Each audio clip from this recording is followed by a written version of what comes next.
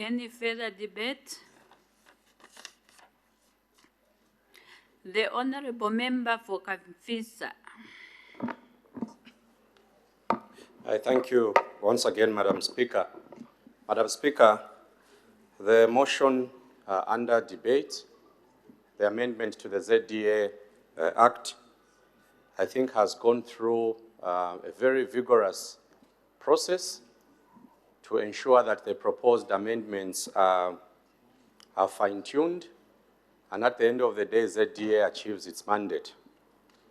Madam Speaker, ZDA has been in existence for quite a long time, and I'm sure it exists through an existing Act of Parliament.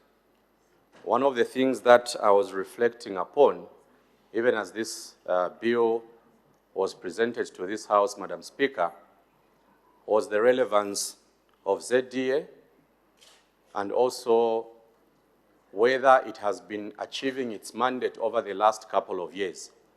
And I'm sure the amendments that have been proposed will seek to cure some of the challenges that are in the existing law. However, Madam Speaker, I want to bring to your attention very practical scenarios that should be attended to, even as we look at how best we can amend this law. Madam Speaker, if you are traveling from Kabwe coming into Lusaka, there are so many industries that have been mushrooming on the highway.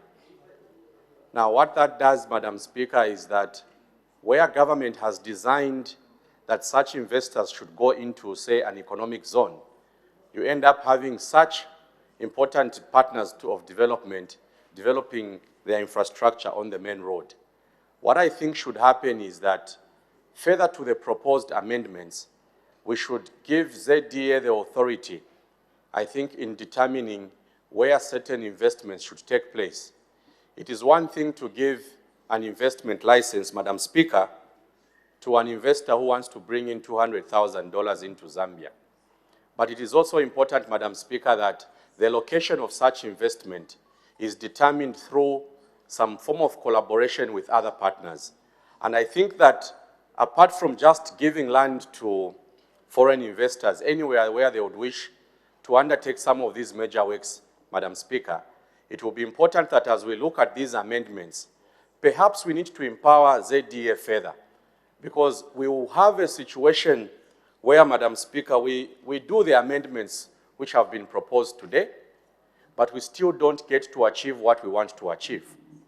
The Minister of Commerce is on record in the last 1 year indicating that multi-facility economic zones will be made, will be opened up, and incentives will be given for investors to get into the multi-facility economic zones. So here where we are debating today, if we empower ZDA, for instance, to determine that this investor, as much as we are giving them the normal incentives that are applicable under the ZDA Act, we can now empower ZDA further to ensure that the location of that investment is married with other government programs. Because, Madam Speaker, we need to have all these different interventions speaking to each other. It is one thing to do the administrative cleanup, which the chair for the committee has ably referred to, and I will not start analyzing what the witnesses said, because that was their work. What I'm presenting today, Madam Speaker, is that currently we have different solutions and interventions that should help Zambia get the right investment into the country. These interventions, Madam Speaker, should speak to each other.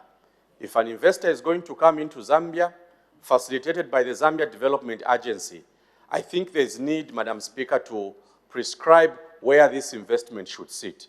And I think that further to the amendments that have been proposed, I want to suggest, Madam Speaker, that we give further mandates to the Zambia Development Agency, speaking to the other programs that government has already lined up.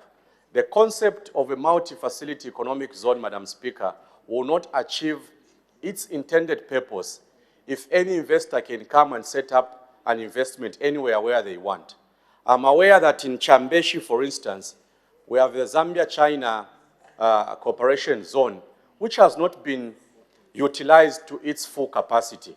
I'm also aware that we have the Lusaka multi-facility economic zone, which has also not been utilized to its required capacity. One of the reasons, Madam Speaker, is that investors come into Zambia, ZDA does the facilitation, and these investors will set up anywhere where they wish.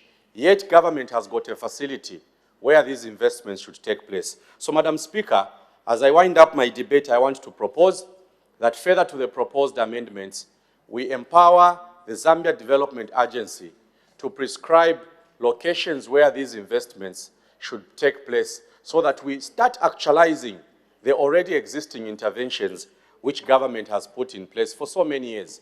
The Zambia Development Agency bill needs to be supported, but with those further suggestions on giving them the mandate on the location of where these developments should take place. And I do hope that the Minister of Commerce has taken note of my observation that we can't have economic zones that are not active. We can't have an investor come into Zambia and they set up on the highway coming into Lusaka when there are facilities that are prescribed for such investment. I thank you, Madam Speaker.